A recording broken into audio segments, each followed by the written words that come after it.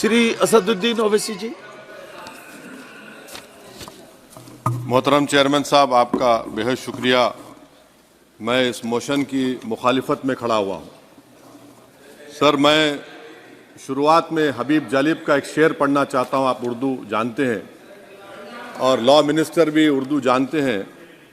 हबीब जालिब ने कहा था कि हुक्मरान हो गए कमीने लोग, खाक में मिल गए नगीने लोग, हर मुहिब वतन जलील हुआ, रात का फासला तवील हुआ, आमिरों के गीत जो गाते रहे वही नामो दाद पाते रहे, रहजनों ने रेजनी की थी, रहजनों ने रेजनी की थी, रहबरों ने भी क्या कमी की थी।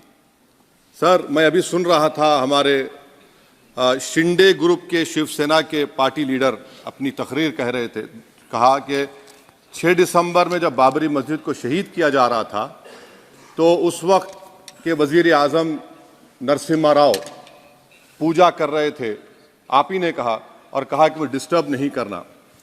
तो ये बड़ा अजीब मौका है कि बीजेपी की ताईदी पार्टी ये कह रही है कि नरसिम्हा राव ने कहा कि मुझे डिस्टर्ब मत करो, मैं पूजा कर रहा हूं, और जिसने रथ यात्रा निकाला, इन दोनों को मोदी सरकार ने इस मुल्क का सबसे बड़ा सिविलियन अवार्ड दे दिया, सबसे बड़ा सिविलियन अवार्ड दे दिया। तो ये बताता है कि इंसाफ जिंदा है या जुल्म को बरकरार रखा जा रहा है। तीसरी बात यह है कि सर, इस ऐवान में सियासी पार्टियां आएंगी चले जाएंगी, आप आए मैं आया हम भी चले जाएंगे, मैं इस जमीन की गिजा बन जाऊंगा, ये ऐवान तो बाकी रहेगा। मगर सर, मैं ताजुब कर रहा हूं कि लोकसभा मुख्तलिफ आवाजों में कैसे बोल सकता है। लोकसभा तो एक ही आवाज में बोलना चाहिए, और लोकसभा भी भारत के संविधान आइन के बेसिक स्ट्रक्चर का ताबे है। और सर, ये इसलिए कह रहा हूं कि 16 दिसंबर को ये ले कर देता हूं, 16 दिसंबर 1992 को इसी लोकसभा ने एक रेजोल्यूशन पास किया था। आप इजाजत दीजिए तो मैं पढ़ता हूं सर। दिस हाउस, अच्छा, ये गुलाम नबी उस वक्त के मिनिस्टर थे, आज नहीं है, उनका नाम नहीं लेना चाह रहा था।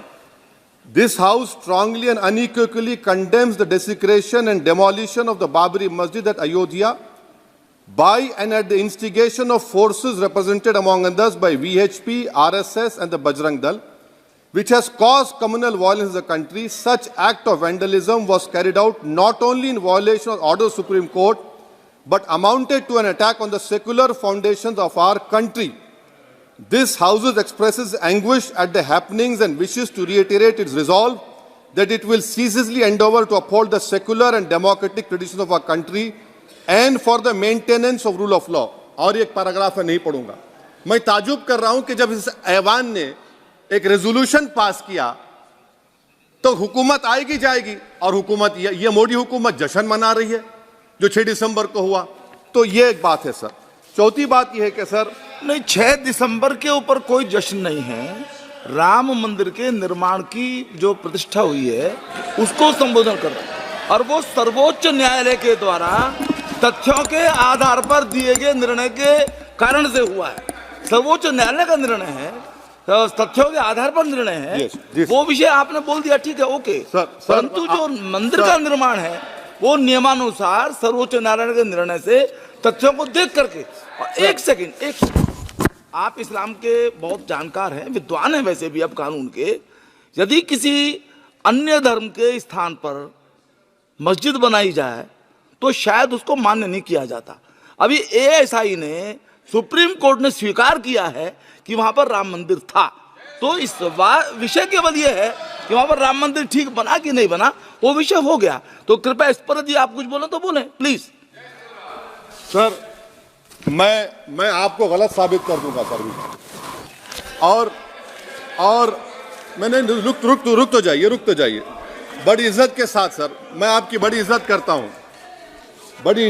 हूं सर। आपको मैं कोट कर रहा हूं सुप्रीम कोर्ट का जजमेंट, पैराग्राफ 1222 रोमन 17, उसमें लिखा गया है, the destruction of the mosque took place in breach of the order status को and the assurance given to this court, the destruction of the mosque and obliteration of Islamic structure was an egregious violation of the rule of law. Egregious का मतलब जो छोटी मोटी अंग्रेजी में आती है वो क्रिमिनल एक्ट कहा।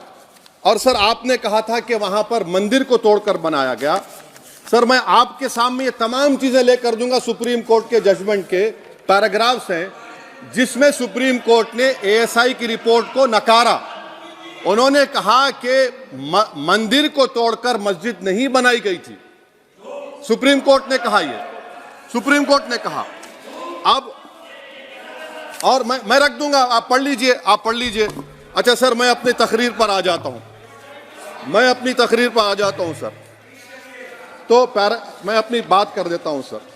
तो मैं ये पूछना चाह रहा हूं कि क्या मोदी सरकार एक समुदाय, एक मजहब की सरकार है या पूरे देश के मजाहिब को मानने वालों की सरकार है, जिसको नहीं मानते उनकी सरकार है? हमको बता दीजिए।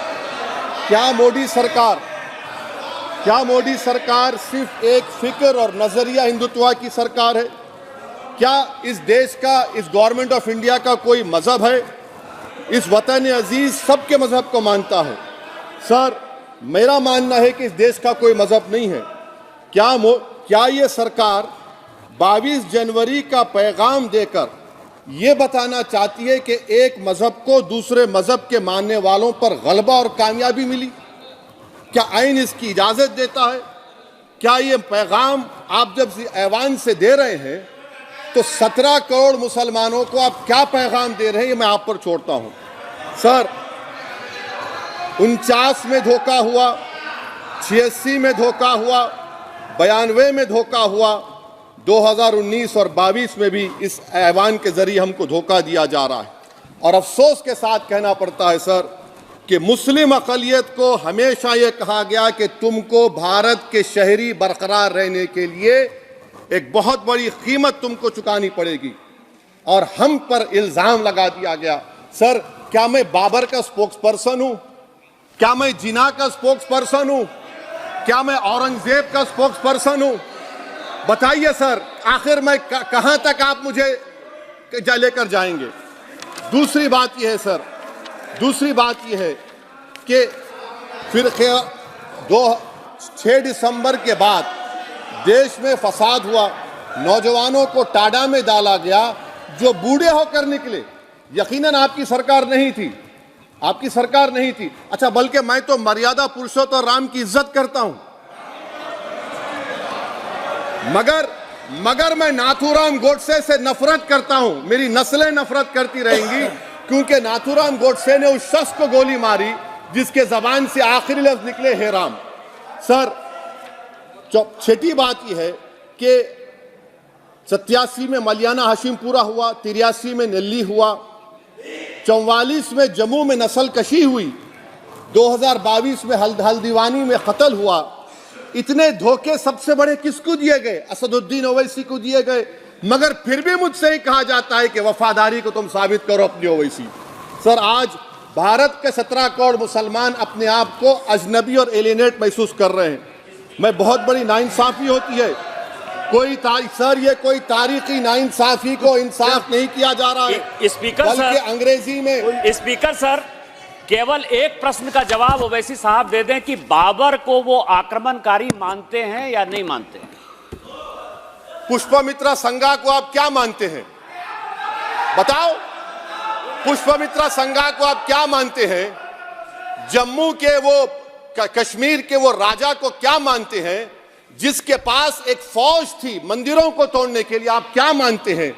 यही तो मैं कह रहा हूं कि निशिकांत दुबे 47 में आजादी मिली, असदुद्दीन ओवैसी से बाबर की बात पूछ रहे हैं।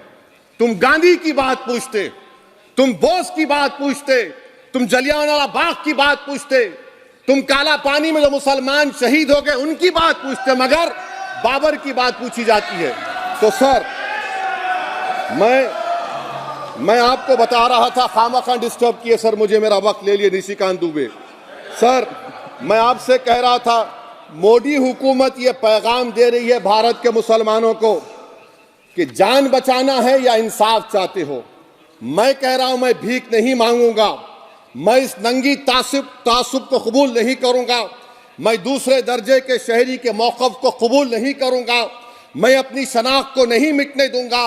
अब मैं झूठी और दिल फरेब बातों पर हरगिज भरोसा नहीं करूंगा। मैं वो काम नहीं करूंगा जो बीजेपी और नाम निहाद सेकुलर पार्टियां चाहती हैं। मैं वो काम करूंगा जो आपको पसंद नहीं है, संविधान के दायरे में रहकर। सर, कंक्लूजन में मैं आपको बताना चाहता हूं कि आज इस देश को किसकी जरूरत है। इस देश को अयोध्या में, तारीख शायद नहीं पढ़ते होंगे, मौलाना अमीर अली कौन थे, पुजारी बाबा रामचरण दास कौन थे, अयोध्या के पुजारी थे। दोनों ने मिलकर अंग्रेजों के खिलाफ जंग लड़ी थी और दोनों ने, अंग्रेजों ने इनको गिरफ्तार किया और एक पेड़ पर मौलाना अमीर अली को और पुजारी रामचरण दास को फांसी दे दी गई। देश को इनकी जरूरत है। देश को शंभू प्रसाद, अचन खां, ये राजा देवी बख्श सिंह के फौज में थे, अंग्रेजों से मुकाबला किया। मुसलमान की लाश को जला दिया गया और शंभू प्रसाद को दफना दिया गया। इस देश को यह जरूरत है। देश को बाबा मोदी की जरूरत नहीं है। आज भारत को अयोध्या के मौलाना अमीर अली और रामचरण दास, अचन खान, शंभू खान की जरूरत है। सर, मैं अभी सुन रहा था ये नाम निहाद सेकुलर पार्टियों के बयानात को। क्या होता है सर, आप, खत्म कर रहा हूं, क्या होता है सर, जब काजी साहब गवाहों को लेकर दुल्हन के पास जाते कि तुमको निकाह कबूल है, तो दुल्हन शर्मा के खामोश बैठ जाती। तो इनकी खामोशी रजामंदी की अलामत है। जी जी। तो सर, मैं खत्म करने से पहले ये बताना चाह रहा हूं कि जब वजीर आजम जवाब देंगे तो क्या वो भारत के 140 करोड़ जनता के लिए जवाब देंगे या फिर सिर्फ हिंदुत्व की फिक्र रखने वालों का जवाब, मैं खत्म कर जवाब देंगे। मैं ये देश, दुनिया, मुसलमान देख रहा है। सर, मैं आपको ये भी बताना चाह रहा हूं, आखिर में कंक्लूड कर रहा हूं सर, 1 मिनट चाहिए, 1 मिनट चाहिए सर। सर, मेरा मानना यह है कि आज मैं बहैसियत एक भारत के गयूर मुसलमान के, let me stand as a tall Indian Muslim and say that the light of Indian democracy today is at its dimmest today, sir. Sir, in conclusion, मेरी फिक्र में, मेरा ईमान मुझे कहता है कि जिस जगह पर मस्जिद थी, है और रहेगी, बाबरी मस्जिद है और रहेगी। बाबरी मस्जिद जिंदाबाद, जिंदाबाद, भारत जिंदाबाद, जय हिंद। सबको जोड़ने की बात की जाए वो बेहतर है। जी, श्री बीबी पाटिल जी।